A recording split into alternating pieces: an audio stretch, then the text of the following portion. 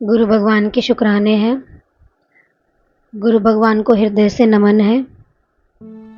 आज हम बात करेंगे एक ऐसे विद्वान की जिन्होंने अपने ज्ञान के माध्यम से और गुरु कृपा के माध्यम से इस संसार में जागृति पैदा की। स्वामी विवेकानंद जी। देखिए, मुझे उनका चरित्र बहुत अच्छा लगता है। जब भक्ति में जाते हैं तो भक्ति अच्छी लगती है क्योंकि उसमें प्रेम है। ज्ञान में जाते हैं तो ज्ञान में चरित्र अच्छे लगते हैं। क्यों? क्योंकि उसमें आपके लिए डायरेक्शन है। जब भी हमारा मन संसार के प्रेम से खाली हो तो उसको भरने के लिए भक्ति चाहिए। और जब हमें संसार में कोई दिशा ना दिखाई दे रही हो तो उसके लिए हमें ज्ञान चाहिए। तो भक्ति का हमारे जीवन में अलग महत्व है और ज्ञान का अलग महत्व है, लेकिन ये दोनों एक रूप है। कैसे? जीवन में भक्ति है तो उस प्रेम के माध्यम से आप ज्ञान को समझ सकते हो, और ज्ञान है, जिज्ञासा है और भक्ति मिल जाए तो भी व्यक्ति को राह मिल जाती है। इसलिए दोनों चीजों का हमारे जीवन में होना बहुत जरूरी है। स्वामी विवेकानंद जी, देखिए, ऐसे विद्वान रहे हमारे देश के जिन्होंने नवयुवाओं को एक दिशा दी। किसकी? जागृति की। क्योंकि वो खुद भी एक जवान थे और अपनी जिस उम्र में व्यक्ति एक विलास की तरफ जाता है, भोगों की तरफ जाता है, उस उम्र में उन्होंने ज्ञान का प्रचार किया। थोड़ा सा उनका जीवन परिचय लेंगे। उनके पिताजी शुरू से ही धार्मिक थे और भक्तिप्रद थे। स्वामी विवेकानंद जी बचपन से ही तीक्ष्ण बुद्धि वाले थे और शुरुआत से ही वो मेडिटेशन को ज्यादा प्रेफरेंस देते थे, लेकिन उनको पता नहीं था कि खेल खेल में, ध्यान में वो अंतर की तरफ जा रहे हैं। जैसे छोटे बच्चे होते हैं ना, उनको कुछ खेल मिल जाए तो ध्यान को भी इन्होंने खेल की तरह लिया। और जैसे ही वो खेल खेल में ध्यान में बैठे, उनको पता ही नहीं चलता था कि वो कब इतने अंदर चले जाते थे कि लोगों को गेट पीटना पड़ता था उनको जगाने के लिए। तो कुछ कुछ अनुभूतियां उनके जीवन में ऐसी रही, कुछ जीवन में ऐसे सिचुएशन रही कि जिस उम्र में हम बच्चों को माया दिखाते हैं, उस उम्र में उनका ध्यान एक अंतर की तरफ था। बचपन में ही उन्होंने अपने पिताजी से सारे शास्त्रों की शिक्षा ग्रहण करी, उत्सुकता पूर्वक, जिज्ञासा वश। देखिए, उस समय मोबाइल फोन्स तो होते नहीं थे कि आपने फोन दे दिया, बच्चा कुछ भी देखे जा रहा है उसमें। वो क्या नॉलेज तो क्या गेन करेगा, अच्छी बुरी सारी चीजें गेन करेगा। लेकिन माता पिता जब भक्ति में होते हैं और बच्चे के पास कुछ नहीं होता है तो वो सारी चीजें माता पिता से ही ग्रहण करता है कि जब आप बच्चे के पास बैठे हो तो आप उसको क्या ज्ञान दे रहे हो। तो 3 साल की उम्र थी जब उनको अपने पिता से एक जिज्ञासा पूर्वक सारी चीजों का ज्ञान मिलना शुरू हुआ। और तार्किक थे वो। तार्किक मतलब जिस व्यक्ति को ज्यादा ज्ञान हो जाता है तो वो तर्क बोध करता है। क्यों? क्योंकि ज्ञान से अब उसको जिज्ञासा तो हो गई, लेकिन उसकी जिज्ञासा शांत नहीं होती। अब उसको सामने ऐसा व्यक्ति चाहिए कि जो उसकी जिज्ञासा को शांत करे, क्योंकि बुद्धि जो है खुल रही है। एक के बाद एक सामने चीजें आ रही हैं और बुद्धि विस्तार कर रही है ज्ञान का। तो देखिए, बचपन से ही उनका जीवन जो ऐसा रहा है। बहुत अच्छी फैमिली से थे और आर्थिक रूप से भी बहुत अच्छे थे। ज्ञान उनके जीवन में था, ध्यान उनके जीवन में था। तो एक बार की बात है, जैसे ही वो कॉलेज में पहुंचे, टीचर उनको पढ़ा रहे थे तो किसी भाव को समझा रहे थे। तो कह रहे कि अगर तुम्हें इसको साक्षात देखना है, का जो मर्म है ठीक से समझ में नहीं आया है, तो तुम रामकृष्ण परमहंस से मिलकर आओ। उनके भाव को देखकर तुम्हें साक्षात अनुभव हो जाएगा कि इसमें किस भाव की बात की गई है। तो देखिए, ब्रह्म समाज से जुड़े वो ब्रह्म समाज क्या होता है कि उसमें मूर्ति पूजा इन सबको थोड़ा निषेध बताया जाता है। बचपन से उनको ज्ञान तो था ही, उन्होंने रामायण भी पढ़ी, भागवत भी पढ़ी, सारे शास्त्र पढ़े। कभी राम जी के ध्यान में रहते थे तो कभी शिव के ध्यान में रहते थे, मतलब उन्होंने हर चीज को एनालाइज किया। लेकिन जैसे वो ब्रह्म समाज में गए तो उनकी जो है सोच जो है वैसी बन गई। तो देखिए, हमारी जो धारणा बन जाती है ना, उसको तोड़ना बड़ा मुश्किल है। गुरु के पास भी जब व्यक्ति भटक भटक के आता है तो उसके मन में वही धारणा होती है और गुरु से भी वो वही एक्सपेक्ट करता है। तो उस धारणा को तोड़कर जो आपको प्रैक्टिकल दिखाई दे रहा है, अगर हमारा ध्यान उस पर फोकस होगा तो हम गुरु से कुछ प्राप्त कर पाएंगे। लेकिन हर एक व्यक्ति की धारणा टूट जाए, ये संभव नहीं है। तो स्वामी विवेकानंद जी की जो धारणा थी वो वैसी बन गई।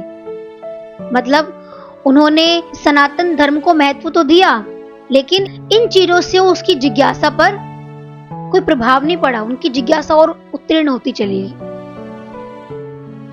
और वो अलग अलग संप्रदाय में जाके पूछते, क्या तुमने भगवान को देखा है? तो वो सोचने लग जाते कि भी इस प्रश्न का क्या उत्तर दे।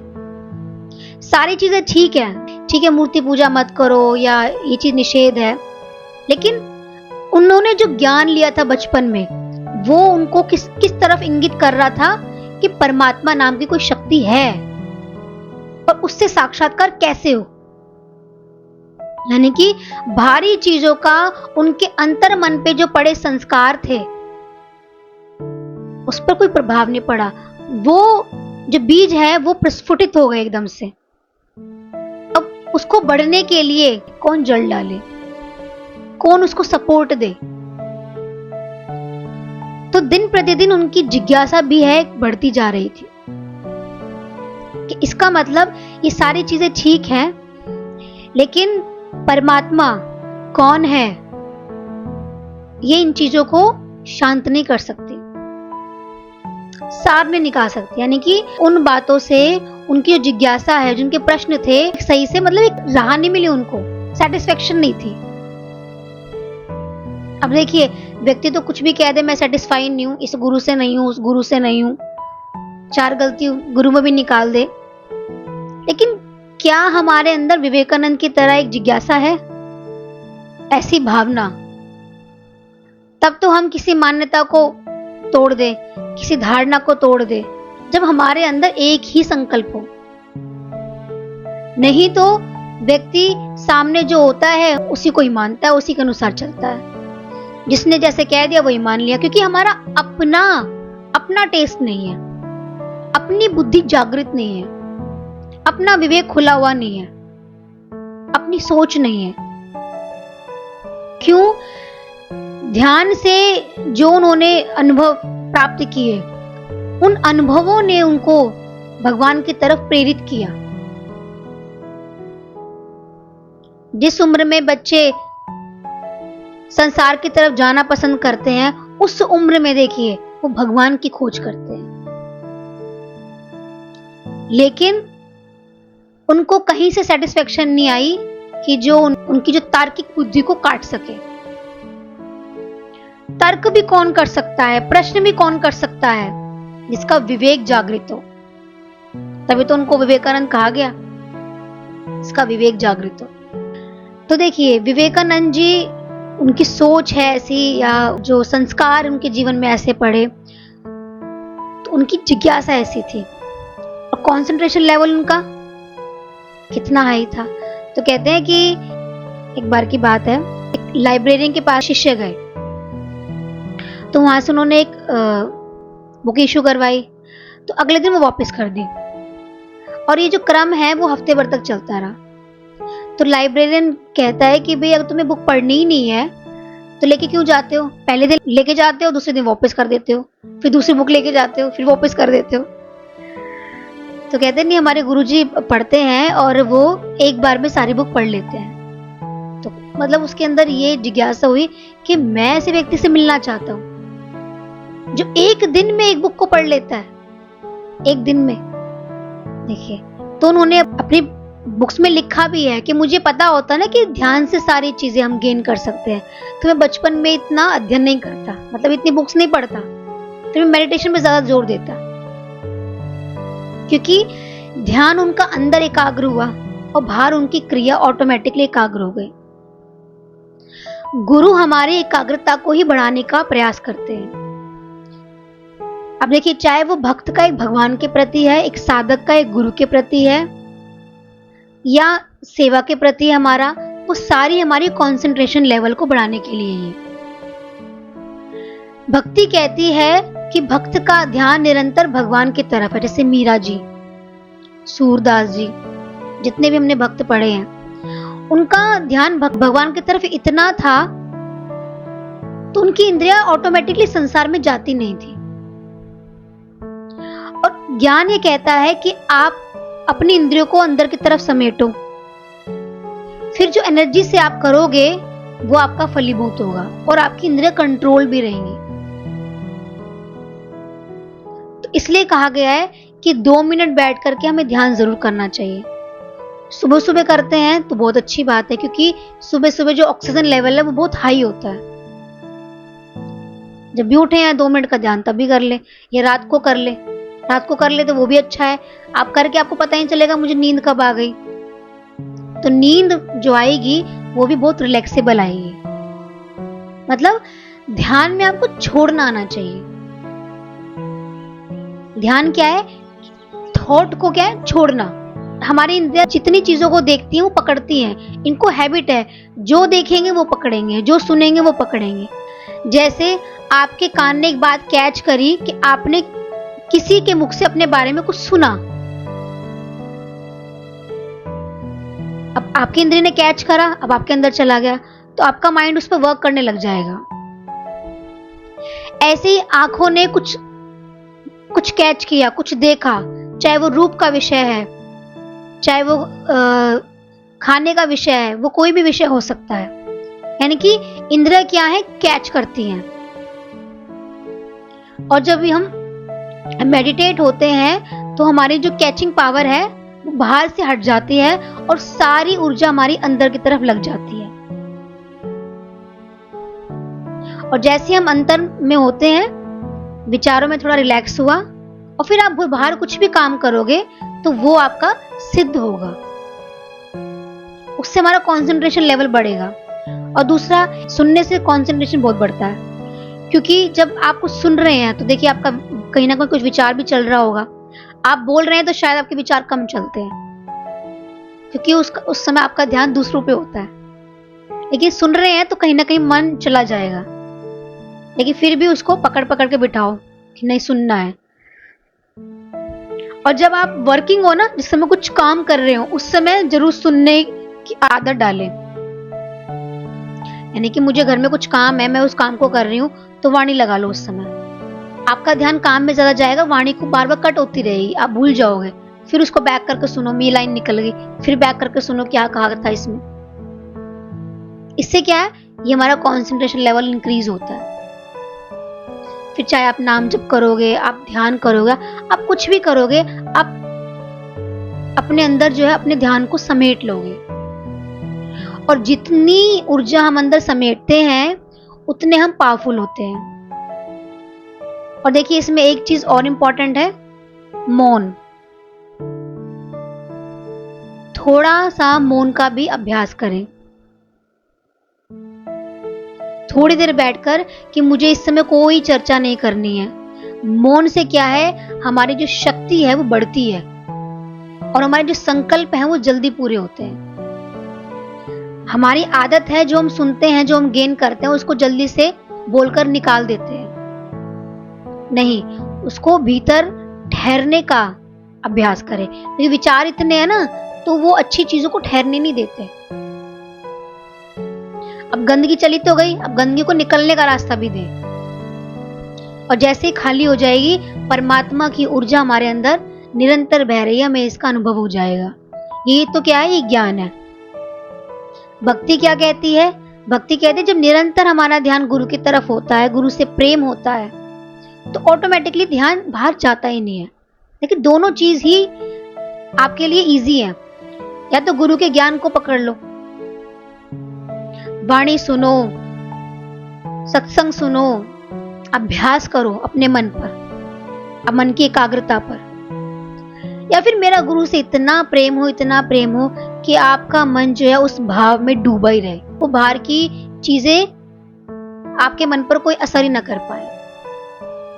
हमने तो देखिए गुरु भक्ति से ही ज्यादा सीखा, ज्ञान से बहुत टाइम में समझ में आया, लेकिन जब गुरु भक्ति थी उससे जो है मन धीरे धीरे कॉन्सेंट्रेट होता चला गया और फिर एकदम झटके से ज्ञान की स्थिति बन गई, उसमें पता ही नहीं चला।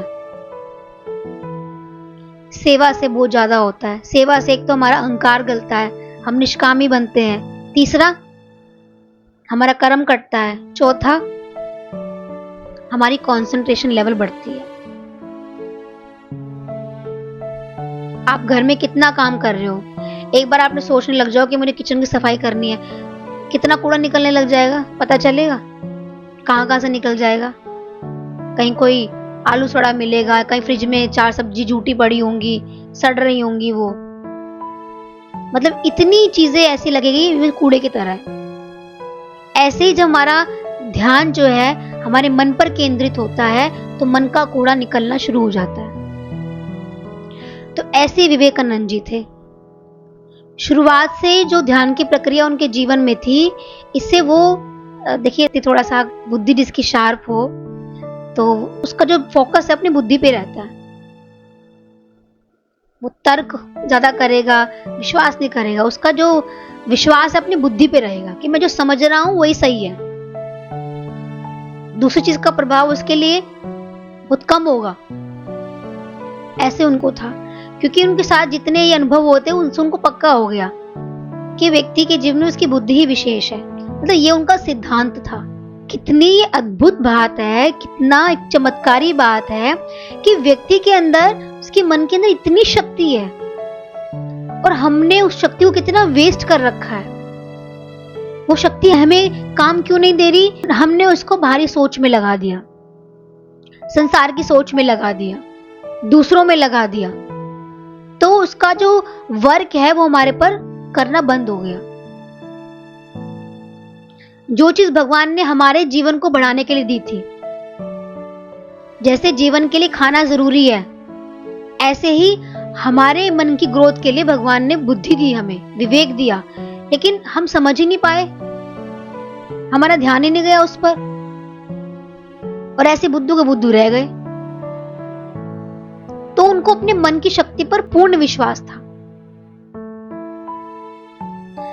तो जब उनके एक टीचर ने उनका ध्यान रामकृष्ण परमहंस की तरफ किया तो उनके अंदर जिज्ञासा हुई उनसे मिलने की। हालांकि वो उनसे पहले भी मिल चुके थे, अपने किसी फ्रेंड के यहाँ उनको भजन के लिए इनवाइट किया गया था। तो कहते हैं ना, व्यक्ति किससे मिल लेता लेकिन इतना ध्यान नहीं जाता। लेकिन जिज्ञासा पूर्वक वो दक्षिणेश्वर गए।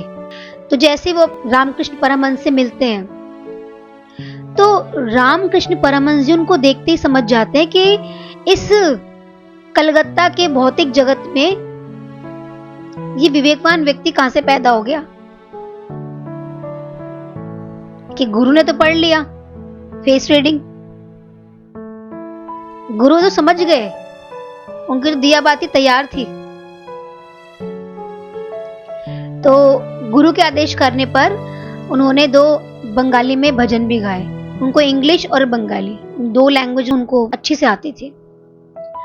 उनके भजन गाने के माध्यम से रामकृष्ण परमहंस जो है वो समाधि में चले गए। इतना भाव था उनके भजनों में।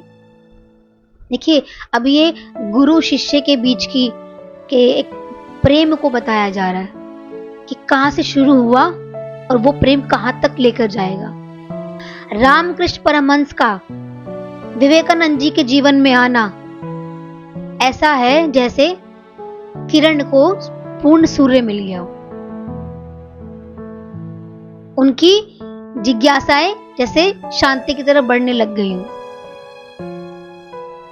इससे एक चीज समझ में आती है, हम जो चीज सोचते हैं समझते हैं, इसका मतलब हमारे सामने वो चीज आती तो जरूर है। आप कुछ भी सोच रहे हो या कुछ भी प्राप्त करना चाहते हो, आपके सामने वो मौका जरूर आएगा। भगवान आपको मौका जरूर देते हैं, चाहे वो हमारे संसार की तरफ हो, चाहे हमारा परमार्थ की तरफ हो। तो जो हमारे अंदर की इच्छा है ना, वो इच्छा शक्ति हमारे सामने उस दरवाजे को जरूर लेकर आती है। अभी हमारे पर डिपेंड करता है कि उस समय तक हमारी इच्छा शक्ति कितनी तीव्र है उसको प्राप्त करने के लिए। तो रामकृष्ण परमहंस जी उनको जब मिले तो तार्किक तो वो थे ही, तो उनसे मिलने के बाद उनको एक अजीब सी अनुभूति हुई। इससे जो है रामकृष्ण परमहंस समझ गए कि ये व्यक्ति साधारण व्यक्ति नहीं है, और उन्होंने उनसे भी वही प्रश्न किया जिस प्रश्न को लेकर उनकी जो है जिज्ञासा बढ़ी हुई थी, वो उनका मन भटक रहा था एक तरीके से लगा लो, कि क्या आपने भगवान के दर्शन किए हैं। अब देखिए, मॉल में जाकर हम ये कहें कि भाई यहाँ पर मैं शॉपिंग कर सकता हूँ, तो कैसे होगा। मॉल में जाकर मॉल के बाहर खड़े हो और हम बाहर किसी व्यक्ति जो गार्ड है उनसे पूछे क्या मैं यहाँ पर शॉपिंग कर सकता हूँ, तो वो क्या कहेगा, वो हंसेगा कि तो शॉपिंग मॉल के बाहर खड़ा है, ये पूछ रहा है। तो ऐसे ही उनको पता नहीं था ना गुरु क्या होते हैं, ये व्यक्ति कौन है। उनकी जो भाव अवस्था को देखकर विवेकानंद जी ने अनुमान लगाया कि ये कोई पागल है, क्योंकि उन्होंने इन चीजों के बारे में कभी समझा ही नहीं था। बुद्धि के विषय को समझा था, भाव के विषय में यानी कि भाव में प्रवेश उनका पहली बार हुआ था कि भाव क्या होते हैं। पर चलो फिर भी उनको लगा कि यहां से मुझे कुछ प्राप्त नहीं होने वाला।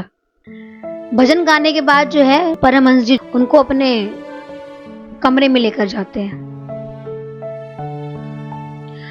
और उनसे कहते हैं कि तुम पहले मुझे एक वचन दो कि दोबारा तुमसे मुलाकात हो गया, दोबारा तुम यहाँ पर आओगे।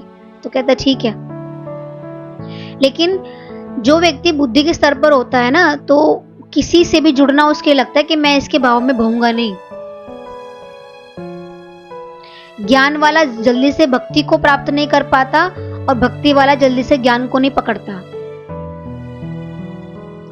अब वो बुद्धिमान है, तो उनको क्या लग रहा है कि ये व्यक्ति मुझे खींच रहा है, लेकिन मुझे इनकी तरफ नहीं बढ़ना। कुछ टाइम बाद उनका मिलना फिर रामकृष्ण जी से हुआ। अब की बार क्या हुआ कि जैसे रामकृष्ण जी बैठे थे, देखिए उनकी जो अवस्था थी ना, गुरु को भी एक ऐसा शिष्य चाहिए होता है कि जो उनको खींचे और वो गुरु को खींच पाए। हर व्यक्ति गुरु को संसार की तरफ खींचता है, लेकिन कौन व्यक्ति ऐसा होता है कि जिसकी ऊर्जा ऊपर की तरफ जा रही हो और गुरु की ऊर्जा तो ऊपर है ही, तो ऊर्जा से ऊर्जा जब मिले तो ऑटोमेटिकली एक मिलन हो जाए। तो रामकृष्ण जी क्या करते थे, वो मतलब समाधि में जाते थे बार बार, या अपने अंतरंग भाव में जाते थे, और जब बाहर आते थे उसमें तो अर्ध ध्यान अवस्था में जो कुछ भी कहते थे उससे शिष्य कुछ ग्रहण करते थे कि गुरु ने कुछ बोला है या कुछ कहा है या संग दिया है। तो रामकृष्ण जी ने विवेकानंद जी के वक्ष पर जैसे ही हाथ रखा, क्योंकि वो भाव मुद्रा में, देखिए अब भाव मुद्रा में कौन लेकर आए उनको, विवेकानंद जी। और जैसे ही उन्होंने उनको टच किया तो वैसे ही विवेकानंद जी जो है अंतर की तरफ ध्यानस्थ हो गए। उनको ऐसा लगने लग गया कि सारी चीजें उनके आसपास बस घूम रही हैं और ये सारा संसार उसमें विलीन हो जाएगा, और उनको लगा कि अभी मेरा शरीर भी चला जाएगा। ऐसी अनुभूति उनको होने लग गई और एकदम से वो जाग गए, डर गए। एकदम से उन्होंने चिल्लाकर कहा कि ये क्या कर रहे हो तुम मेरे साथ, मेरे माता पिता हैं, रामकृष्ण परमहंस जी जो है मुस्कुरा दिए। तो उन्होंने कहा कि कोई बात नहीं। उन्होंने उनके जैसे वक्षस्थल से हाथ हटाया तो वो वैसे ही उस अवस्था में आ गए जिसमें पहले थे। सारी चीजें जो वो अनुभव कर रहे थे वो वैसे ही वहां पर विलीन हो गई, यानी कि उनको जो अनुभव हो रहा था वो एकदम से हट गया। तो उनको लगा कि ये व्यक्ति जो है पागल है या क्या है, वो समझ नहीं पा रहे थे और ये मुझे अपनी तरफ क्यों अट्रैक्ट कर रहे हैं, क्योंकि कहते हैं ना भाव है लेकिन बुद्धि तर्क कर रही है, बुद्धि उसमें जाने नहीं दे रही है। 15 दिन बाद उनका मिलना फिर रामकृष्ण परमहंस से होता है। देखिए, कहीं ना कहीं उनको ये लगता था कि वो उनकी तरफ अट्रैक्ट भी होते, लेकिन उनको ये लग गया था कि ये जो है कोई वो सिद्ध पुरुष है। जब उनको अनुभव कराया तो उनको एक चीज फील हो गई, क्योंकि जो अनुभव उन्होंने उस समय किया वो अद्भुत था, अलग था। इससे उनको अनुमान लग गया। अब देखिए, हम सब ऐसा अनुभव कर सकते हैं, लेकिन ऐसी जिज्ञासा चाहिए हमें कि गुरु की अनुभूति हमारे ऊपर हो जाए। ये आज ये चर्चा क्यों बता रही हूं मैं आपको गुरु शिष्य की, क्योंकि हमने भक्त भगवान के बारे में सुना, तो ऐसी भक्ति हमारे जीवन में हो जाए बड़ी मुश्किल। और भगवान के प्रति उतना प्रेम, क्योंकि भगवान हमने देखे नहीं है। गुरु से व्यक्ति जब साक्षात वो चीज प्राप्त करता है ना, तो वो सारी चीजों को प्रकट कर लेता है। चाहे वो भगवान का दर्शन हो, चाहे कोई देव का दर्शन हो, सारी चीजें उसके लिए सुलभ हो जाती है। गुरु कृपा। तो उनको ये लग गया था कि ये कोई सिद्ध संत है, यानी कि उनकी बुद्धि के ऊपर रामकृष्ण के प्रेम का जो है वो धीरे धीरे असर पड़ना शुरू हो गया था। अब देखिए, गुरु प्रयास कर रहे हैं, लेकिन उसके मन के अकॉर्डिंग कि वो मन से कितना समझ पा रहा है, कि वो दे भी और वो उसको ग्रहण भी ना कर पाए, समझ भी ना पाए, नेगेटिव ना लेके जाए। तो पात्र में उतना ही डाल रहे जितना वो सहन कर सकता है। तो रामकृष्ण परमहंस जी को विवेकानंद जी से मिलने की इतनी जिज्ञासा रहती थी, मतलब दोनों में इतना प्रेम हो गया था। प्रेम तो विवेकानंद जी भी करते थे, लेकिन ऐसे शिष्य से मिलने का उत्सुकता रामकृष्ण परमहंस जी के अंदर भी रहती थी कि कब नरेंद्र, उनका पहले जो नाम था वो नरेंद्र था, बाद में उनको ये नाम मिला विवेकानंद जी, कि कब नरेंद्र आएगा। क्यों? उनके मुख से कुछ भजन सुनते थे या उनके जो तार्किक शब्द वो थे। तो ऐसा व्यक्ति भी कौन हो सकता है कि जो गुरु के तर्क को भी काट दे? ऐसी शक्ति भी तो होनी चाहिए, ऐसी जिज्ञासा भी होनी चाहिए। तो उनको ये चीज बड़ी अट्रैक्ट करती थी उनके गुरु को। तो एक बार रामकृष्ण परमहंस जी ने विवेकानंद को बोला कि जब तुम्हें मेरी उस पर विश्वास ही नहीं है, मेरी बातें तार्किक तुम्हें लगती है, तुम्हें अलग लगती है, तुम्हारा इन पर कोई विश्वास नहीं है, तो तुम आते ही क्यों यहाँ पर? तो नरेंद्र जी कहते हैं कि मेरा आपसे प्रेम है इसलिए आता हूँ, लेकिन प्रेम का मतलब ये नहीं कि आप जो मुझे अपने अनुसार बताना चाह रहे हैं मैं उस पर विश्वास कर लूं। देखिए, अब भी जितना जो ज्ञान अर्जित करा है ना, तो वो चीज बार बार आगे आ रही है। गुरु के उस प्रेम को, उस फीलिंग को है जो प्रॉपर जो है अनुभव प्राप्त नहीं होने दे रही। ये चीज हमारे अंदर होती है। हमें बाहर से इतना ज्ञान मिला होता है कि जब गुरु कुछ ज्ञान की बातें करते हैं ना, तो हम उसको ले नहीं पाते। एक तरीके से लगा लो, ज्ञान सुनते सुनते हम ज्ञान में इतने पक्के हो गए होते, हम उनके ज्ञान के साथ अपनी ज्ञान की बात जोड़ देते। नहीं, गुरु तो हमें कुछ देना ही चाहते हैं। हम कितना ले लिया हमने, अच्छा बताओ, कितना सुन लिया, अनुभव तो प्राप्त नहीं किया, तो ज्ञान जीरो।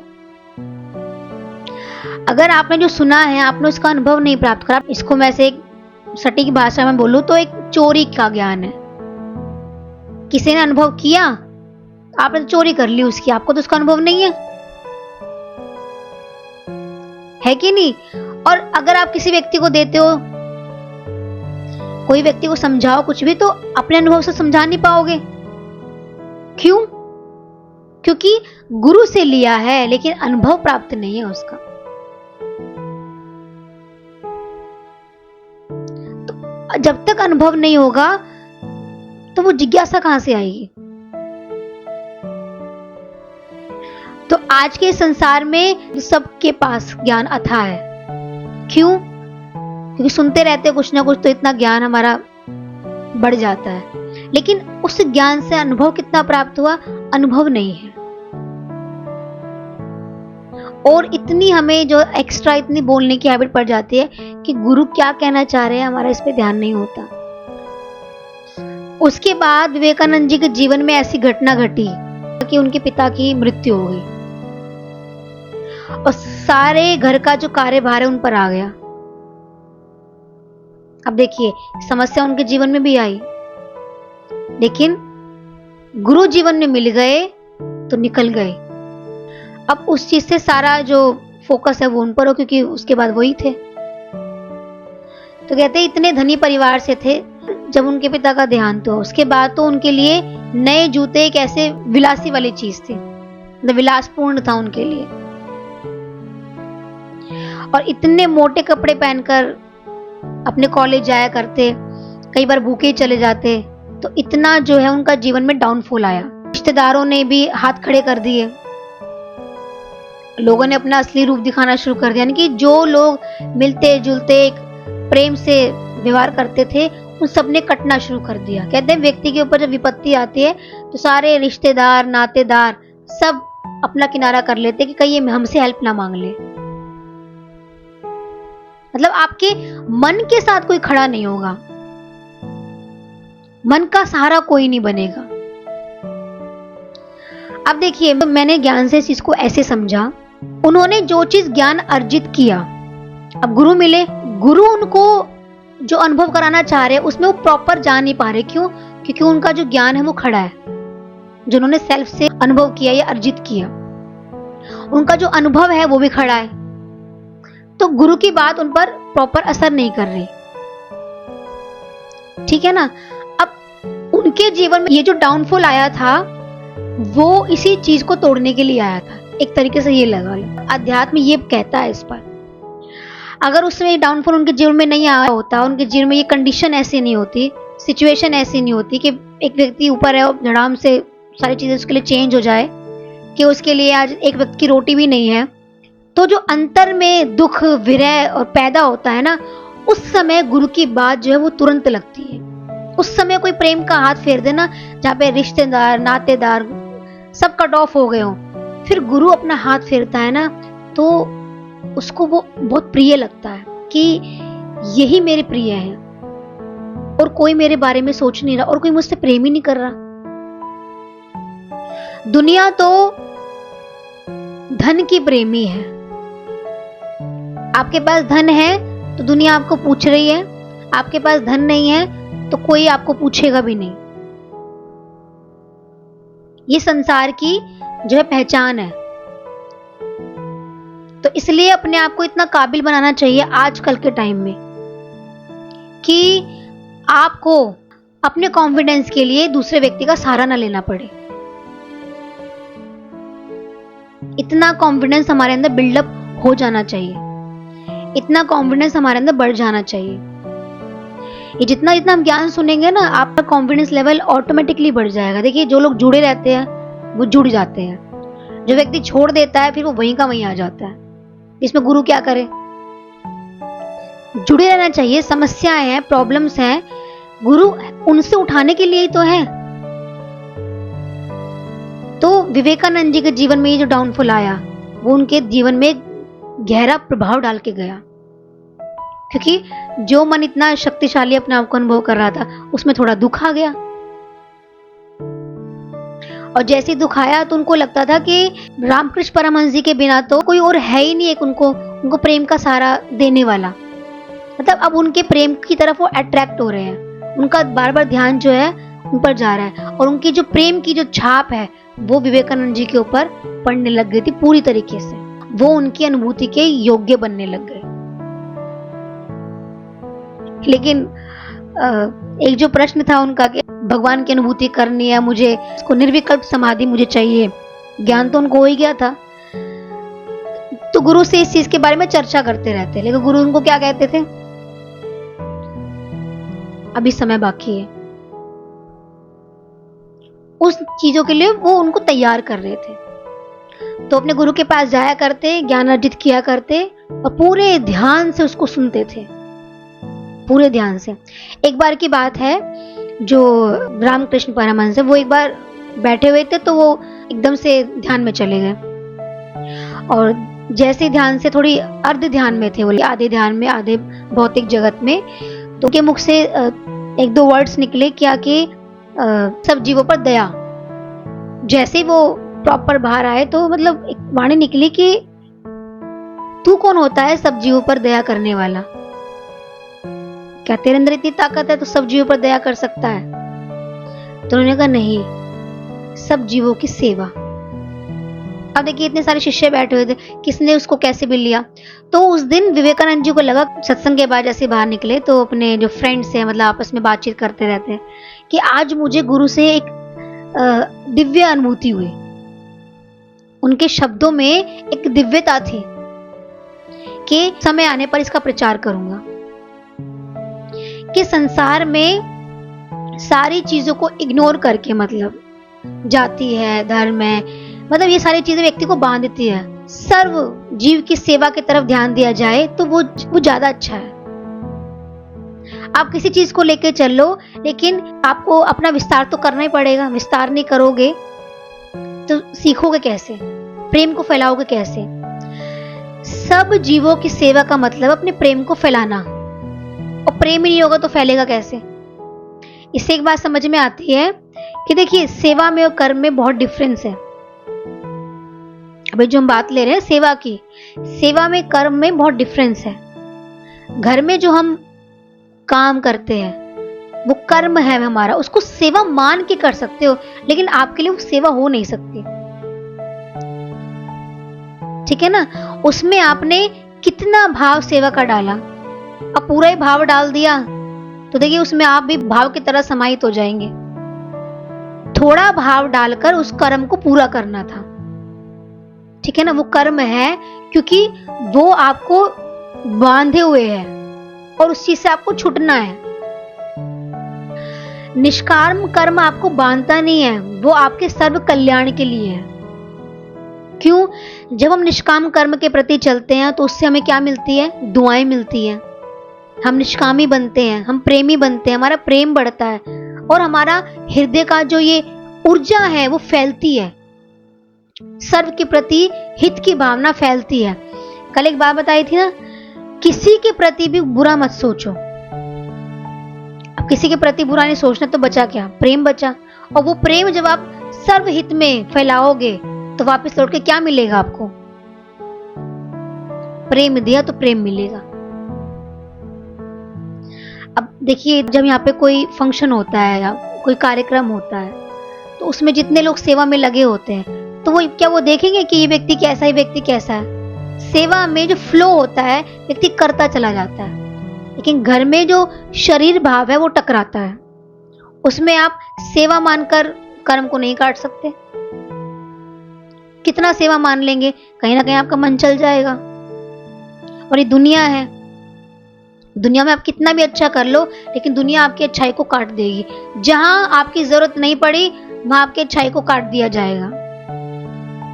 जहां आप किसी व्यक्ति के काम नहीं आ रहे वहां आप बुरे बन जाओगे। आप जब तक अच्छे हो, जब तक किसी व्यक्ति के काम आ रहे हो, जब तक आप मौन होकर उसकी सारी इच्छाओं की पूर्ति कर रहे हो, लेकिन जिस दिन आपने आवाज उठानी शुरू कर दी, आपने अपना इमोशनल भाव प्रकट कर दिया, उस दिन आप उस व्यक्ति के लिए खराब हो जाओगे। तो दुनिया गुलाम बनाती है और भगवान गुलामी से छुड़ाते हैं। गुरु भी हमें भक्ति करवाते हैं, सेवा करवाते हैं, लेकिन वो हमारे संसार में हमें वो कर्म ना भोगने पड़े, वो हमारी उसमें ही पूर्ण हो जाते हैं। गुरु कहते हैं ये सेवा तुझे सब चीजों से मुक्त कर दे। क्यों? जिन लोगों की सेवा करते हैं क्योंकि उस समय वो भक्त है, तो आप एक भक्त की सेवा कर रहे हो क्योंकि वो आपको ब्लेसिंग्स देंगे, वो ब्लेसिंग्स जो हमारे जीवन में लगती है तो आप राइज करते हो। तो इसलिए गुरु दर पर हमें सेवा जरूर करनी चाहिए। अब विवेकानंद जी ने स्टार्टिंग में ही सारी चीजें सीखी तो राजा बन के जिए भाई, वो किसी के गुलाम नहीं बने। विदेश में जाके देखिए सेमिनार किया, उनके मनों को हिला दिया। कितनी ताकत थी उनके अंदर में, कितना कॉन्फिडेंस था, कितनी एकाग्रता थी। जो पहला लेक्चर उन्होंने विदेश में दिया, उससे सारे लोग इतने प्रभावित हो गए, उनको लगा कि ऐसा व्यक्ति, ऐसा इंडियन जिसके अंदर इतनी शक्ति।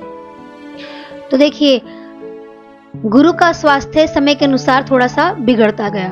हमने सुना भी है रामकृष्ण परमहंस जी के बारे में कि उनको गले का कैंसर था। और देखिए, वो उसकी जो पीक दानी होती है ना, जिसमें वो थूकते थे, तो उसको साफ किया करते थे। मतलब ऐसे जीवन में अनुभूतियां प्राप्त नहीं करी। गुरु से उनको इतना प्रेम था, इतनी भक्ति थी जीवन में कि गुरु की कोई चीज गंदगी नहीं लगती थी, तो उनके साथ बैठ करके ध्यान किया करते। लेकिन उनके अंदर में क्या था कि मुझे निर्विकल्प समाधि लगानी है। हाँ, रामकृष्ण परमहंस जी का लग रहा था कि अब मेरी जीवन लीला समाप्त होने वाली है, और दिन भर दिन उनका स्वास्थ्य बिगड़ रहा था। तो जिस उम्मीद से विवेकानंद जी उनके पास आए थे, जिस भाव को लेकर आए थे, तो रात को उनको ऐसी अनुभूति हुई कि विवेकानंद जी जो है निर्विकल्प समाधि में चले गए। उसके बाद जो भौतिक जगत में आए और उनके जो गुरु हैं वो शरीर से चले गए, तो अंदर में यही रहा कि मुझे अब गुरु का जो कार्य है वो पूरा करना है। और उन्होंने उनके ज्ञान को, उनके उपदेश को देश विदेशों में फैलाया, युवाओं में फैलाया, जगाने का प्रयास करा। देखिए, उनका जीवन कैसे रहा। हर व्यक्ति सोचता है ना कि भाई संत का जीवन ऐसे, वो तो सन्यासी थे। उन्होंने जगह जगह भ्रमण करके ज्ञान दिया। अब उनकी जिज्ञासा शांत हुई तो वो भी चल दिए कि जो लोग मेरे जैसे लोग हैं, उनकी जिज्ञासा है, मुझे उनको भी शांत करना है, युवाओं को जगाना है। तो उन्होंने एक चीज सीखी, मतलब इन सारे तार्किक विषयों में, कि व्यक्ति को भागने की जरूरत नहीं है, जागने की जरूरत है। उठो जागो, रुको नहीं जब तक लक्ष्य प्राप्त ना हो। ये उनकी लाइन है, फेमस लाइन है। उठो जागो और तब तक मत रुको जब तक आपका लक्ष्य आपको प्राप्त ना हो जाए।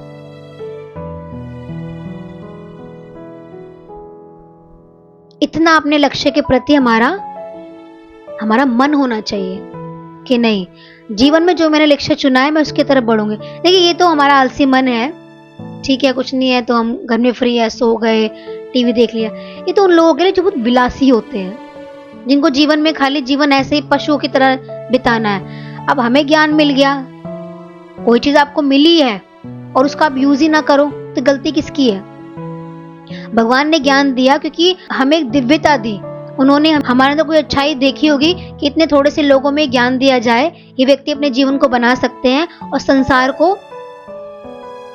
संसार में जो लोग भटके हुए हैं उनको रास्ता दिखा सकते हैं। अगर हम भी उनके जैसे बन जाएंगे तो हमारे में उनमें डिफरेंस क्या रहेगा? अच्छा बताओ, क्या डिफरेंस रहेगा? हमारी आदतें भी उनकी तरह रहेंगी तो क्या डिफरेंस रहेगा? हो सकता है आपको लगे ये कितनी मौज उड़ाता है, ये कितना आराम करता है, इसके जीवन में कुछ काम ही नहीं है, और मेरे जीवन में सारी परेशानियां हैं, पैसा भी मेरे जीवन में नहीं है, सिचुएशन भी मेरे जीवन में है, कर्म भी मेरे जीवन में है। लेकिन भगवान इतनी सारी चीजें उसको देता है जिसको अच्छाई की तरफ ले जाना हो। पशु के जीवन में कुछ कर्म नहीं है, उस खाना पीना भोगना 3 कर्म है। हम कहेंगे उसको तेरा जीवन खराब हो गया तो कुछ कर ले, हमें पता है उसकी बुद्धि ही नहीं, क्या करेगा वो। तो जीवन में जो व्यक्ति आपको ऐसे मिलते हैं तो समझ लेना वो किस कैटेगरी के लोग हैं। उनके जीवन में भी जागृति नहीं आई है कि उनको अपने जीवन को जगाना भी चाहिए। They are wasting their time. लेकिन हमें अपने टाइम का यूज करना है, हमें हर दिन अपने जगाने के लिए चाहिए। विवेकानंद जी ने क्या किया? सबको जगाया, निकल पड़े, पता नहीं कहां कहां भ्रमण किया उन्होंने, तीर्थों में भी गए, तपस्या भी करी। जितनी ऊर्जा मेरे अंदर होगी उतनी मैं लोगों को दे पाऊंगा, उनको धर्म की तरफ मोड़ पाऊंगा। जगाना, क्योंकि हम सब सोए पड़े हैं संसार में। अगर इन 3 कर्मों से बढ़कर आपके जीवन में कोई कर्म नहीं है, कोई लक्ष्य नहीं है, फिर हम पशुवत जीवन जी रहे हैं। क्यों?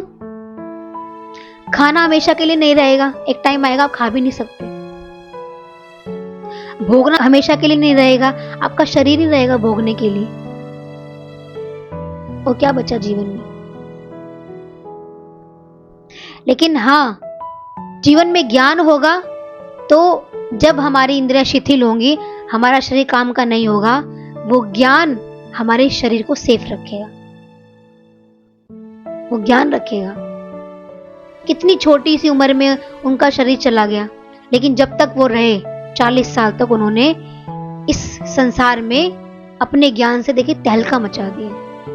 आज हर व्यक्ति विवेकानंद जी के बारे में जानता है, उनके नियम को फॉलो करता है, उनकी विचारधारा को फॉलो करता है। क्यों? तो देखिए, एक बार वो एक अलवर के राजा हैं, उनके पास गए। जैसे मीटिंग होती, कहीं ना कहीं मिलते रहते थे वो राजाओं से, बड़े बड़े लोगों से मिलना रहता था। जो व्यक्ति बड़ा हो जाता है फिर वो बड़ी बड़ी जगह घूमता है, बड़े बड़े लोगों से मिलता है, और वो अक्सर तार्किक विषय पर मिलते रहे, मतलब तर्क वितर्क करते रहते थे,